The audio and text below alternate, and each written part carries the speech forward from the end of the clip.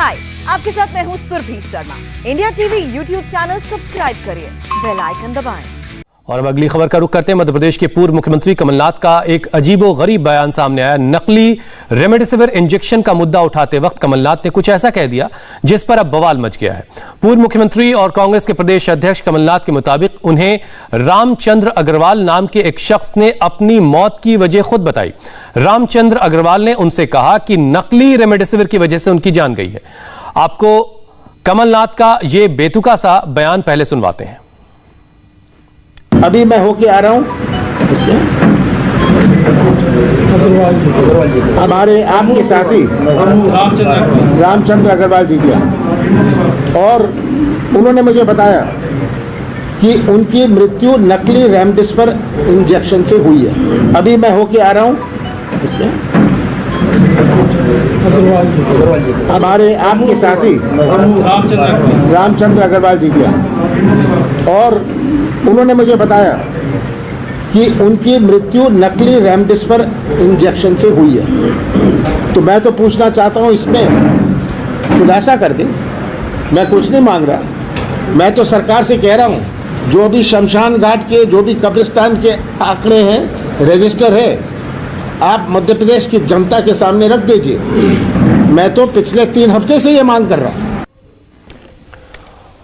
और अब कमलनाथ के इस बयान पर मुख्यमंत्री शिवराज सिंह चौहान ने पलटवार किया है। उन्होंने कांग्रेस पर झूठ बोलकर प्रदेश में आग लगाने का आरोप लगाया। शिवराज ने कहा कि एक दिवंगत शख्स ने कमलनाथ से कैसे अपनी मौत की वजह बताई। उन्होंने प्रदेश की जनता से झूठी कांग्रेस से सावधान रहने की बात कही। कांग्रेस झूठ बोलकर मध्य प्रदेश में आग लगाना चाहती है, और कांग्रेस के झूठ का स्तर तो देखिए। कल मैहर में प्रेस को संबोधित करते हुए कांग्रेस के प्रदेश अध्यक्ष, नेता प्रतिपक्ष अपने बयान में कह रहे हैं कि अभी मैं रामचंद्र अग्रवाल जी से मिलकर आया हूं, उन्होंने मुझे बताया कि उनकी मृत्यु नकली रेमडेसिविर इंजेक्शन से हुई है। अब मृत्यु के बाद स्वर्गीय रामचंद्र अग्रवाल जी कमलनाथ को बता रहे हैं कि मेरी मृत्यु नकली रेमडेसिविर इंजेक्शन से हुई है। आप अंदाज लगाइए कि कांग्रेस का स्तर कितने नीचे चला गया है। एन कैन प्रकारेण प्रदेश में आग लगाओ, सरकार को बदनाम करो, इस काम में लगी हुई है। ऐसी झूठी कांग्रेस से सावधान रहने की जरूरत है, प्रदेश को बचाने की जरूरत है। और मध्य प्रदेश के हेल्थ मिनिस्टर इस वक्त हमारे साथ जुड़ चुके हैं, विश्वास सारंग जी। बहुत बहुत शुक्रिया, आपने हमारे लिए वक्त निकाला। सबसे पहले तो ये बताइए कि कमलनाथ जी क्या कहना चाह रहे हैं। वो कह रहे हैं कि रामचंद्र अग्रवाल से वो खुद मिलकर आए और उन्होंने बताया कि उनको नकली रेमडेसिविर इंजेक्शन दिया गया। इस बारे में क्या जानकारी है आपके पास? हुसैन भाई, ये बहुत ही शर्मनाक और दुर्भाग्यपूर्ण है कि एक व्यक्ति जो लगभग 50 वर्षों से मध्य प्रदेश सहित देश के विभिन्न संवैधानिक पदों पर रहे, मध्य प्रदेश के मुख्यमंत्री रहे, वो सीधे सीधे मीडिया के सामने झूठ बोल रहे हैं। यदि किसी की मृत्यु हुई है, बहुत दुर्भाग्यपूर्ण है। मैं स्वर्गीय रामचंद्र अग्रवाल जी को विनम्र श्रद्धांजलि देता हूं, परंतु कमलनाथ जी श्रद्धांजलि देने की जगह उनकी लाश पर ही राजनीति कर रहे हैं। वो ये कह रहे हैं कि स्वर्गीय रामचंद्र अग्रवाल जी ने बताया कि उनकी स्वयं की मृत्यु नकली रेमडेसिविर लगने से हुई। अब कमलनाथ जी को कहां से ये दिव्य ज्ञान मिल गया है कि वो मृत व्यक्ति से बातचीत कर लेते हैं?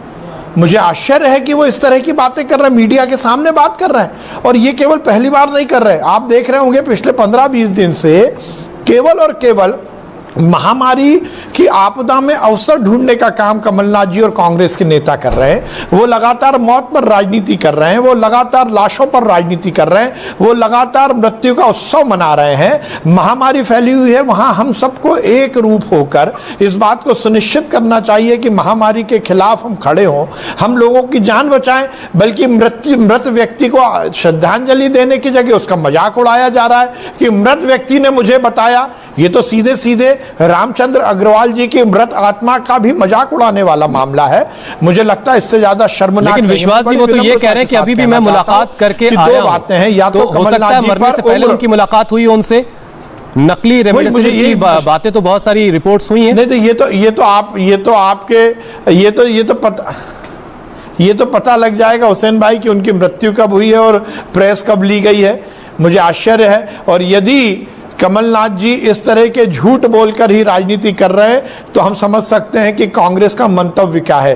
कभी वो कहते हैं कि हिंदुस्तान महान नहीं है, कभी वो ये कहते हैं कि पूरी दुनिया में हिंदुस्तान बदनाम हो गया है, कभी वो कहते हैं कि हिंदुस्तान को लेकर देश दुनिया भर के टैक्सी ड्राइवर अलग अलग बातें करते हैं। वो कभी मृत व्यक्ति के संवाद की बात करते हैं तो कभी इंटरनेशनल स्तर पर जो टैक्सी चला रहे हैं उन टैक्सी ड्राइवर की बातों को जनता के बीच रखते हैं। वो कहाँ पहुंच गए। मैं दो बातें कहना चाहता हूं बड़ी विनम्रता के साथ। ये बात कहते हुए मुझे अच्छा नहीं लग रहा, मैं पूरी विनम्रता के साथ कह रहा हूं।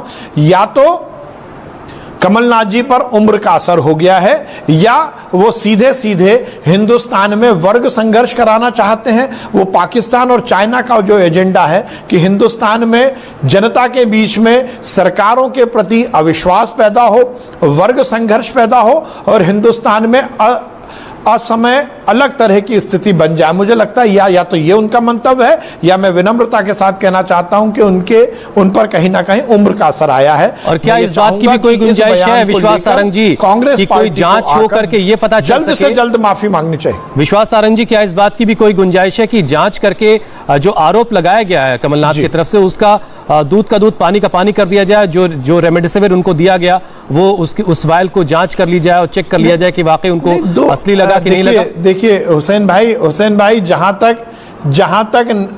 जहां तक नकली रेमडेसिविर की बात है उसको लेकर आपके चैनल ने भी चलाया। हमने तत्काल प्रभाव से उस पर कार्रवाई की और केवल उनको बेचने वालों नहीं बल्कि यदि कोई बनाने वाला था तो वहां तक भी हमारी पुलिस पहुंची। मध्य प्रदेश पहला राज्य है जिसने रेमडेसिविर की कालाबाजारी, उसके अनर्गल व्यापार को लेकर रासुका लगाने का काम किया। तो हम तो पहले से ही कार्रवाई करते आ रहे हैं। अभी मुद्दा यह है ठीक है सारंग साहब, वक्त छोटा, मीडिया के माध्यम से समाज में ये कहेंगे कि मृत व्यक्ति ये बोल रहा है। जी, एक आखिरी सवाल, क्या आरोप लगाने के चक्कर में कमलनाथ कुछ ज्यादा बोल गया ऐसा लग रहा है? जी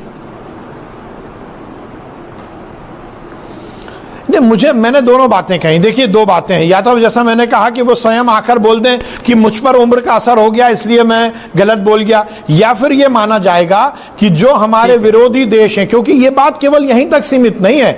आप देखेंगे 2 दिन पहले हिंदुस्तान के मान और सम्मान को लेकर उन्होंने कहा कि हिंदुस्तान अब बदनाम हिंदुस्तान, अब केवल महान हिंदुस्तान नहीं बदनाम हिंदुस्तान है। उन्होंने कहा अंतरराष्ट्रीय स्तर पर अलग अलग राष्ट्राध्यक्षों के उन्होंने नाम लिए, उन्होंने टैक्सी ड्राइवर का जिक्र किया। अंतरराष्ट्रीय स्तर पर हिंदुस्तान का मान और सम्मान बिगाड़ने की कोशिश की है कमलनाथ जी ने।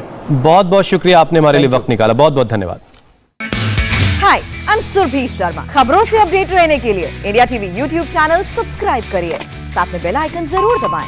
जुड़े रहें इंडिया टीवी के साथ।